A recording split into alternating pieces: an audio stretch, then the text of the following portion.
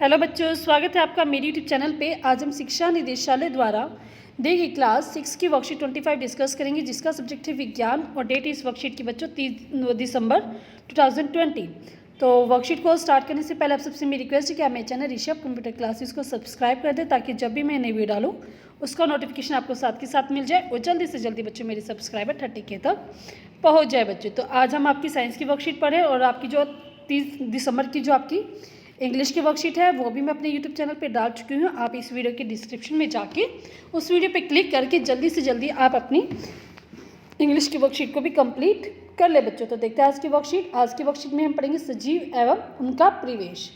उसमें हम पढ़ेंगे जीवों की विशेषताएं। तो फर्स्ट हमारे पास, क्या भोजन सभी की आवश्यकता है?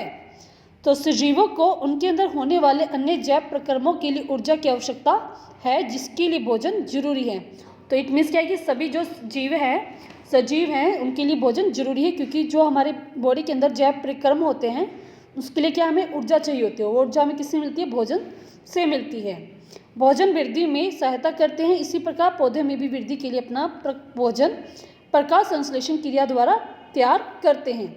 तो भोजन हमें वृद्धि के लिए जरूरी होता है, और उसी प्रकार जो पौधे होते हैं वो भी अपनी वृद्धि के लिए प्रकाश संश्लेषण क्रिया करते हैं, जिससे वो अपना भोजन बनाते हैं और जिसके कारण ही उनके अंदर वृद्धि हो पाती है बच्चों। तो ये आपका फर्स्ट क्वेश्चन था कि क्या भोजन सभी के लिए आवश्यक है।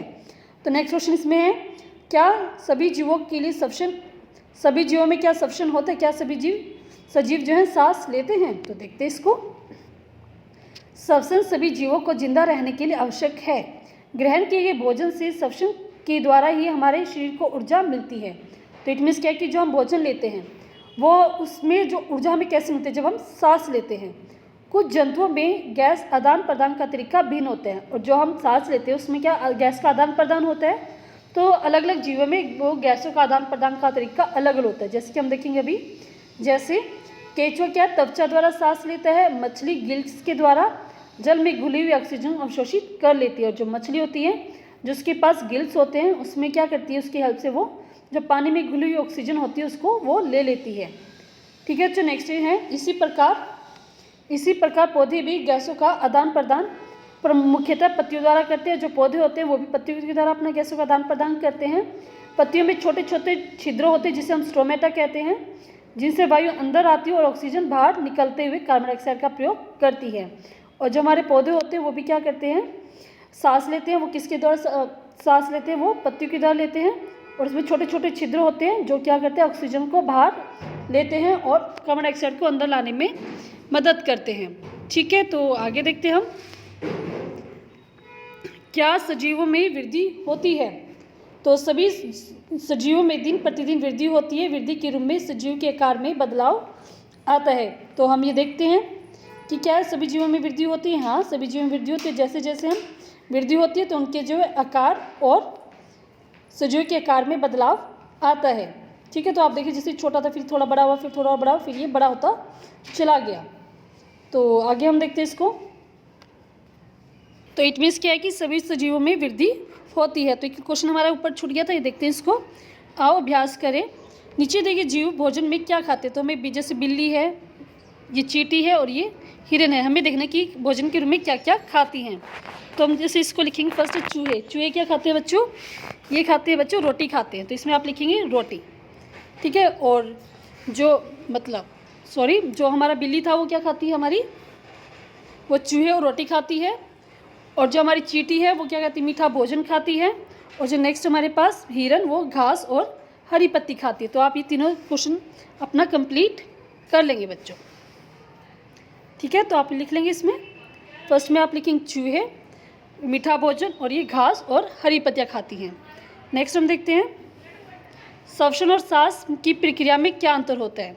सांस लेने की प्रक्रिया कोशिकाओं और पर्यावरण के बीच गैसों के सांस लेने और छोड़ने की एक जैविक प्रक्रिया है। जो सांस लेना क्या होता है? उसमें एक जैविक प्रक्रिया जिसमें क्या होता है? कोशिकाओं और पर्यावरण के बीच में होती है, और इसमें क्या होता है? गैसों का आदान प्रदान होता है। लेकिन श्वसन क्या एक रासायनिक क्रिया है जो सिर्फ कोशिकाओं के भीतर होती है। इट मीन्स श्वसन क्या होता है? सिर्फ कोशिकाओं के अंदर, और सांस क्या होता है? कोशिकाओं और एनवायरनमेंट के बीच में होती है। तो उसे हम बोलते हैं सांस लेना।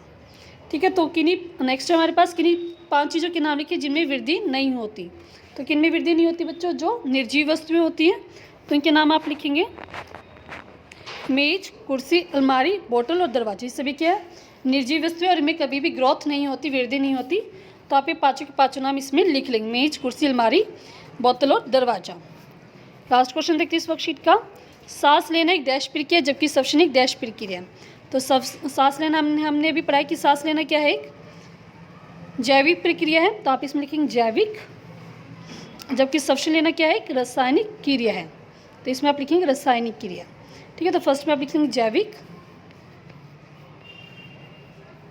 और इसमें इस वाले में आप लिखेंगे रासायनिक।